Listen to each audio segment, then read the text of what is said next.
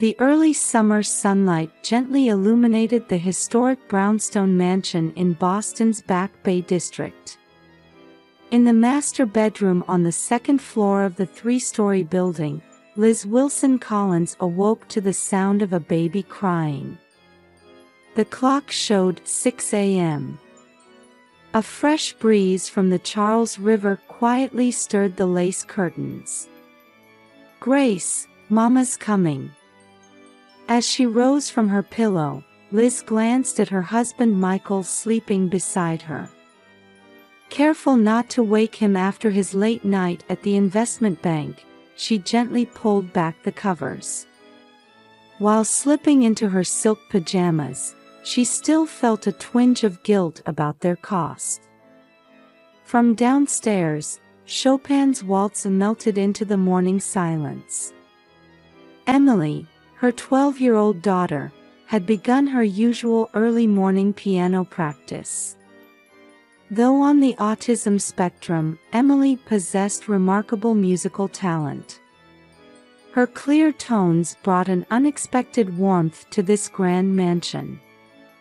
As she approached the crib, Liz pondered her sense of displacement in this life. Growing up in a modest teacher's family in Louisville, Kentucky, this luxurious lifestyle felt like a dream. As the eldest of 4 siblings, she had always witnessed her parents' dedication to education and frugal living. Her father Tom was a proud educator who taught at public high school for 40 years. His words, "Knowledge is the greatest asset," still served as Liz's anchor.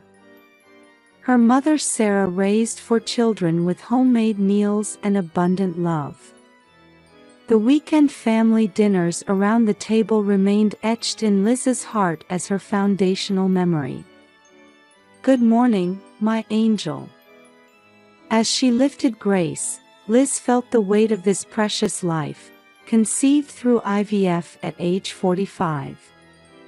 After years of fertility treatments, this baby was a long-awaited blessing from her marriage to Michael. Every time those tiny hands reached for the sky, her heart overflowed with gratitude for this miracle.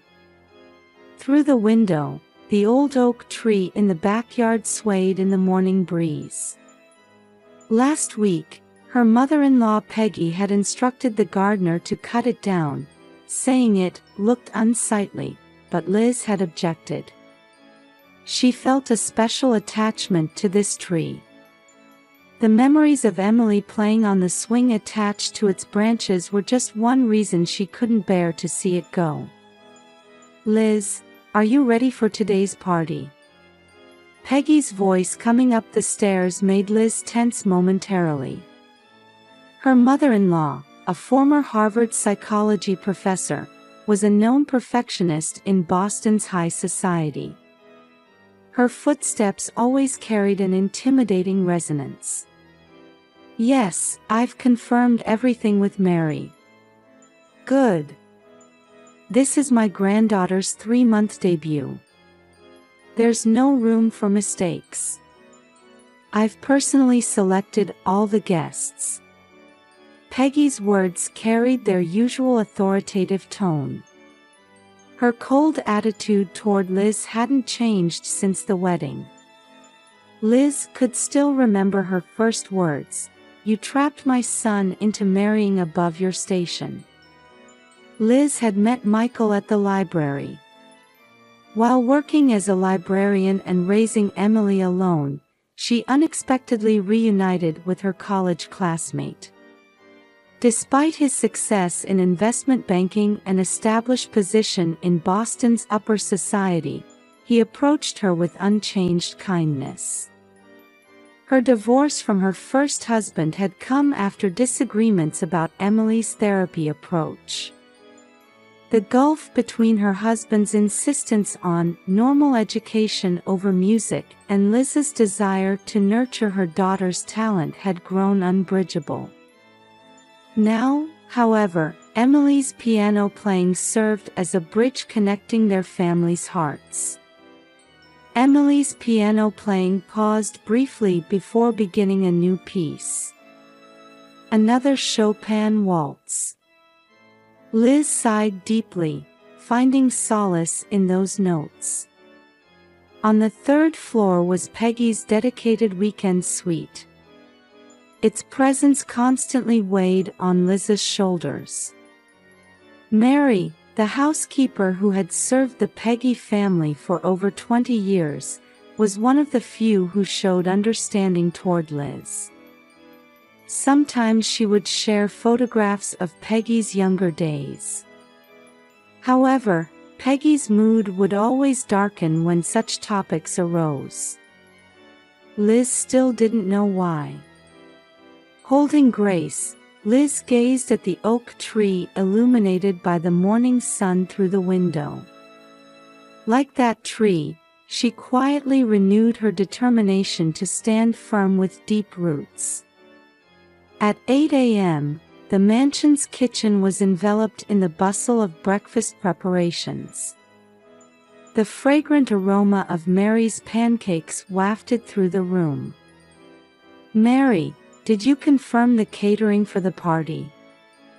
Peggy's sharp voice rang out as Liz entered the kitchen with the baby.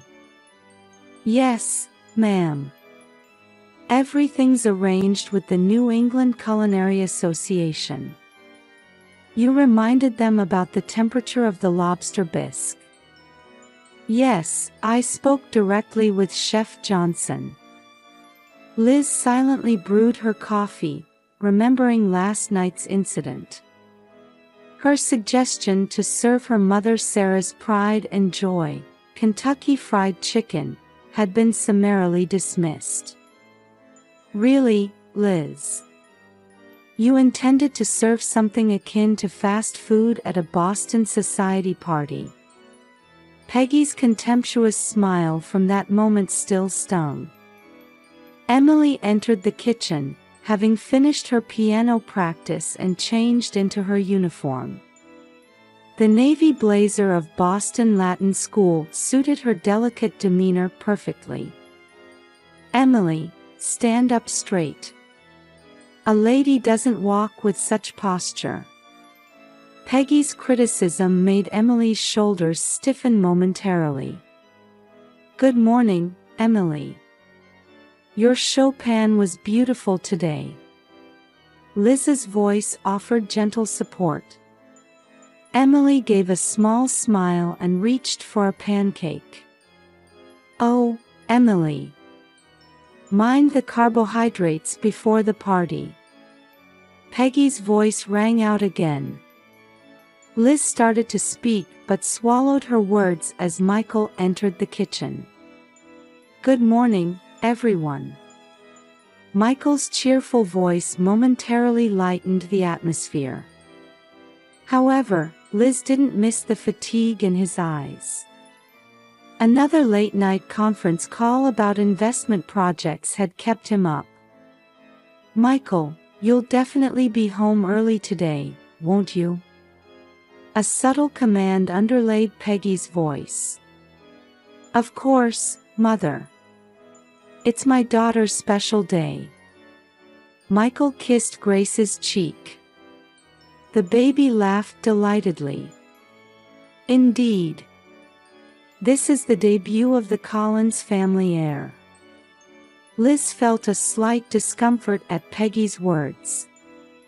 At 9 a.m., party preparations began in earnest. Gardeners tended to the roses, catering staff arranged table settings. A string quartet from the Boston Symphony Orchestra would be set up in the living room. "Liz, you're not planning to wear that dress, are you?" Peggy, descending the stairs, surveyed Liz's outfit from top to bottom. "This is Chanel. Michael gave it to me for my birthday. Last year's collection, isn't it? Many of our guests are from the fashion world. It makes a poor impression." Liz bit her lips silently. In truth, when buying this dress, She had been startled by its price tag, equivalent to a year's salary at the library. Still, she had accepted it, considering Michael's feelings. "There's this season's dress in the third-floor closet. Wear that," Peggy commanded before disappearing into the living room. At that moment, Emily's piano began to play again. The delicate notes seemed to wash away the heavy atmosphere like gentle rain.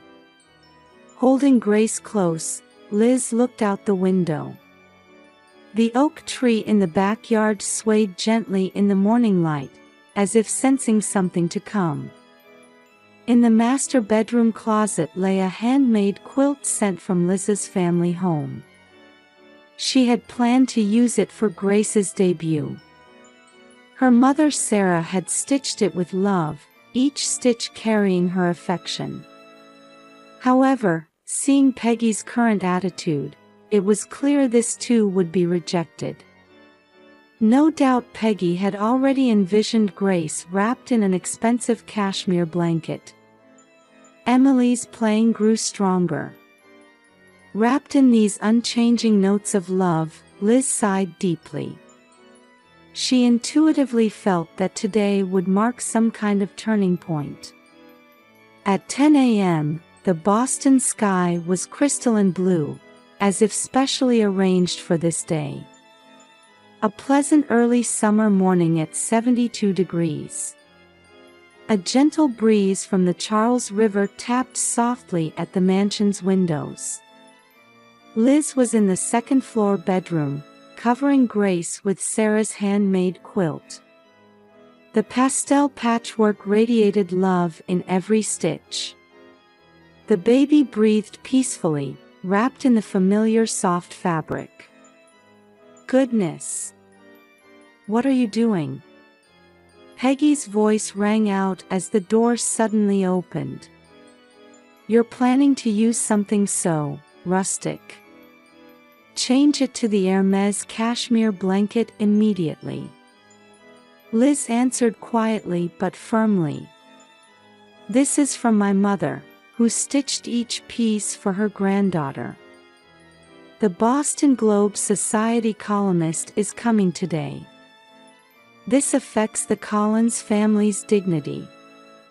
Peggy pulled out an expensive blanket from the closet, carelessly setting aside the handmade quilt. From downstairs came Emily's piano, Chopin's Minute Waltz.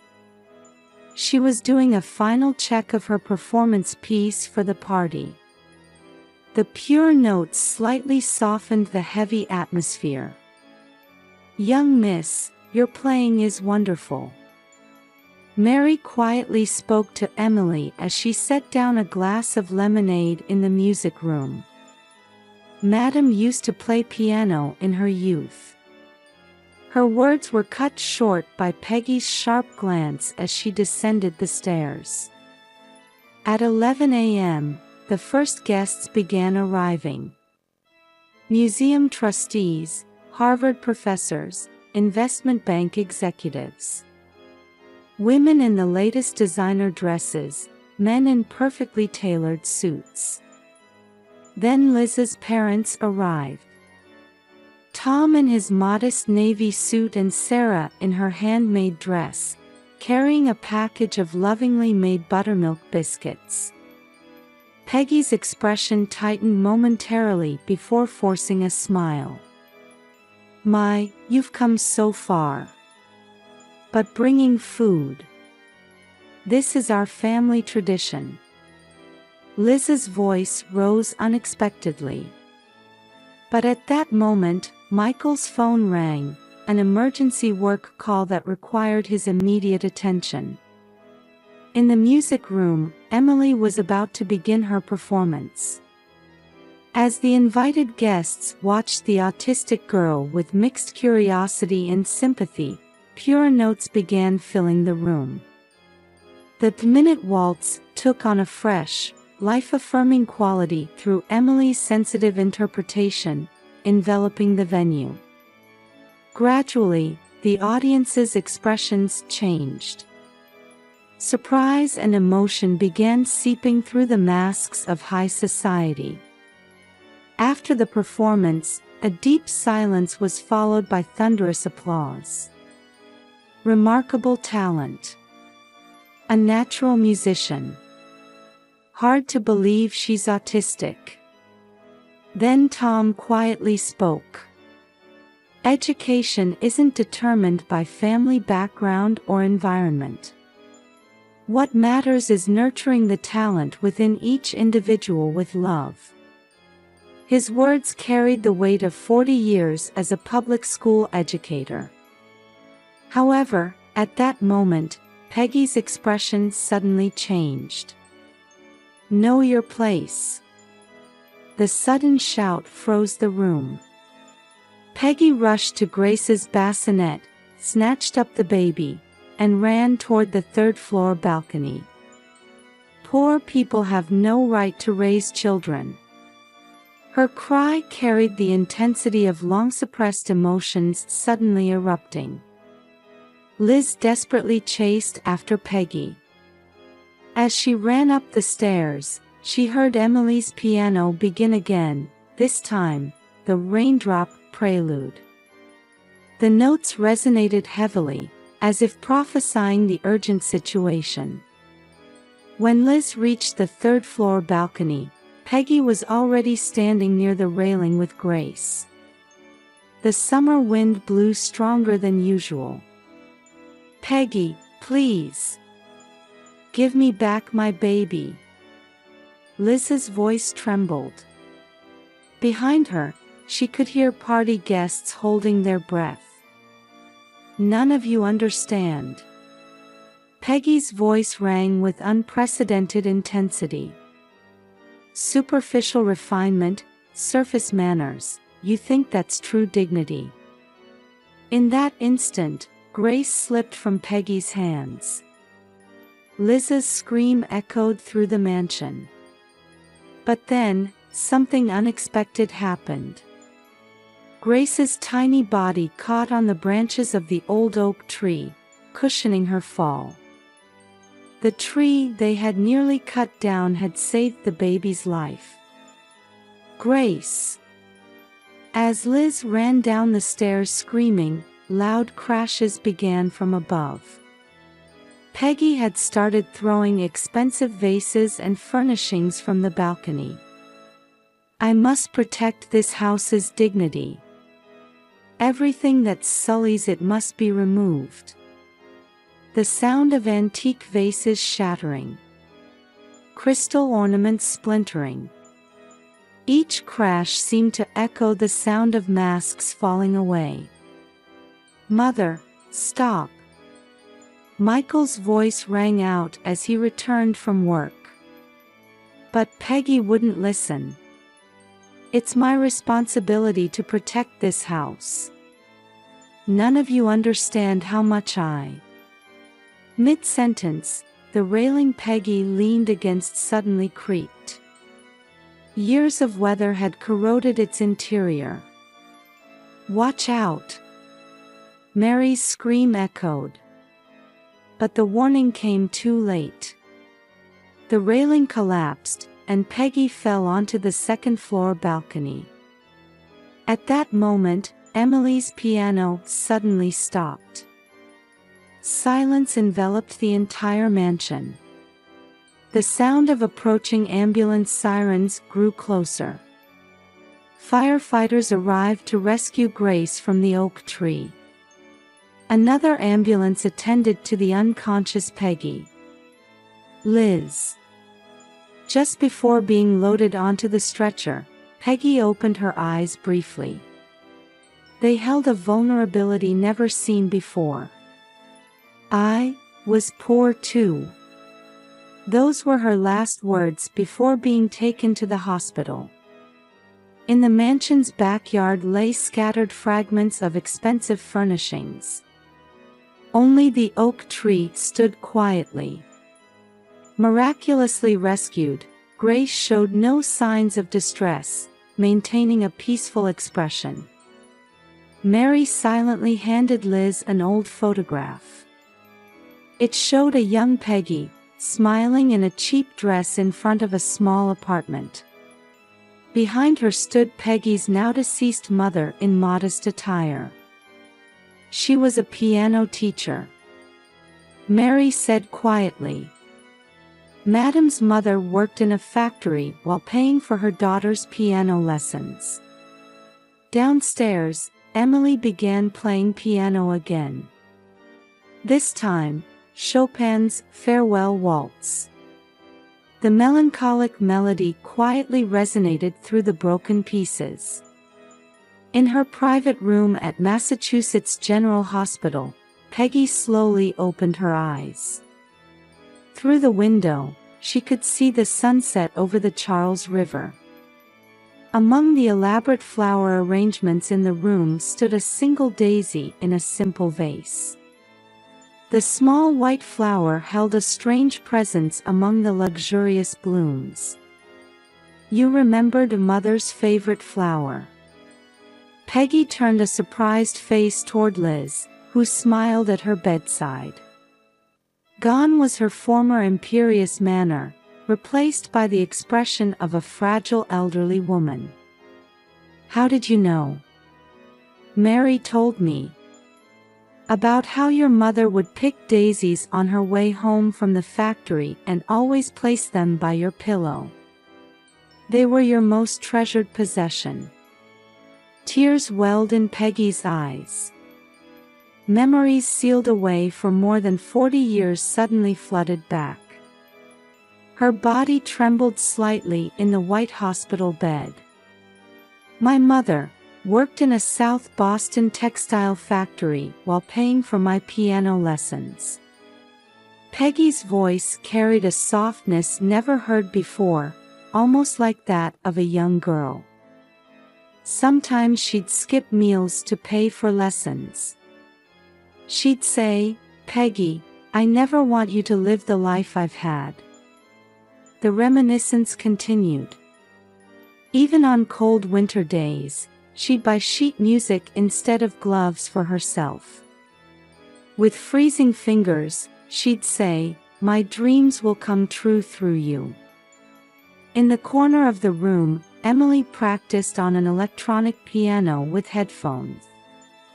Peggy didn't yet know about the scout from Juilliard School of Music. The girl's graceful fingers dancing across the keys mirrored young Peggy's mother perfectly. Mother was actually a brilliant pianist. I only learned in her final years that she'd been invited to the Vienna Conservatory. But poverty forced her to give up that dream. That's why Her words trailed off.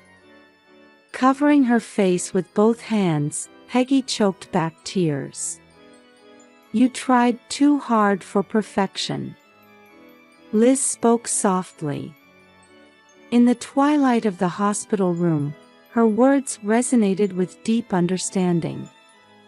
But Peggy, true perfection isn't like that. We can support each other precisely because we're all imperfect. At that moment, Emily began to play Chopin's Fantasia Impromptu, the piece Peggy's mother had always wanted to complete. The delicate melody permeated the hospital room, seeming to awaken something deep within the hearts of 3 generations of women. Emily. Peggy's voice trembled. She plays like my mother. Not with technique, but with her heart. It's as if Mother's soul lives on in Emily. Michael entered the hospital room, carrying an old wooden box. Peggy's eyes fixed on it. Mom, we found this in the attic. Mary had been keeping it safe. Inside were yellowed sheet music, records, and photographs of Peggy's young mother. She smiled proudly before a modest wooden piano. Despite her worn dress, her expression radiated dignity. Her profile was identical to Emily's. I was wrong. Peggy's voice echoed in the twilight hospital room. I chased after superficial dignity so much that I lost sight of what truly matters. The real beauty, the richness of heart that mother taught me. I'd forgotten it all. Grace approached Peggy's bed. In Liz's arms, the baby reached out to her grandmother with a bright smile for the first time. The innocent gesture brought fresh tears to Peggy's eyes. Would you like to hold her? At Liz's words, Peggy hesitantly extended trembling arms. The warmth of this tiny life began to slowly but surely thaw her heart, long frozen by pretense and prejudice. Liz. I'm sorry. Her first words of apology. They rang like the final falling away of years of masks. You were the one with true dignity all along. Not my superficial refinement. Outside the window, night was falling over Boston. The sunset reflecting on the Charles River glowed quietly, as if anticipating the dawn of a new day. Like old values melting away, the river's surface was stained with sunset colors. Emily's playing continued. Her music now surely connected the hearts of 3 generations of women in this small hospital room. And those notes resonated gently yet powerfully, like an overture to their family's new story. 3 months later, on Christmas Eve, the Collins mansion was bathed in peaceful light. The oak tree in the backyard glowed with small lights that Emily and Liz had chosen together, decorating the branches that had saved Grace. In the living room, Sarah and Peggy worked together preparing dinner. Though confined to a wheelchair, Peggy's expression had softened. From the kitchen wafted the aromas of traditional New England clam chowder and Kentucky fried chicken.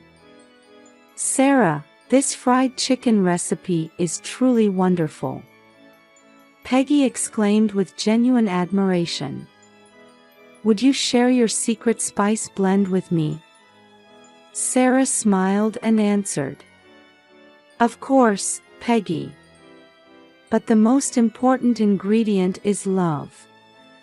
And you have plenty of that. Emily's piano music softly filled the room. For tonight, she had specially chosen Debussy's Clair de Lune. The gentle melody melted into the Christmas night. That child will do fine at next month's Juilliard audition.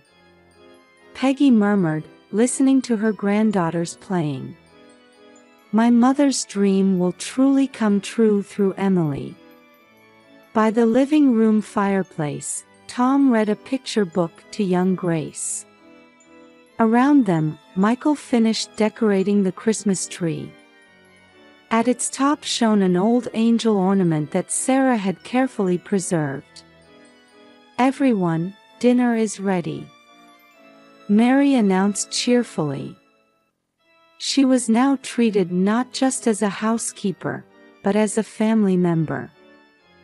The table displayed dishes honoring both families' traditions. Peggy's preferred formal dinnerware harmonized beautifully with Sarah's handmade tablecloth. May I say a few words? Peggy raised herself slightly in her wheelchair. In these 3 months, I've learned the most important lesson of my life. True dignity isn't found in gleaming silverware or expensive furnishings. It's... At that moment, Grace spoke her first word. Love you. The room fell silent. The baby's innocent words seemed to have been saved especially for this day.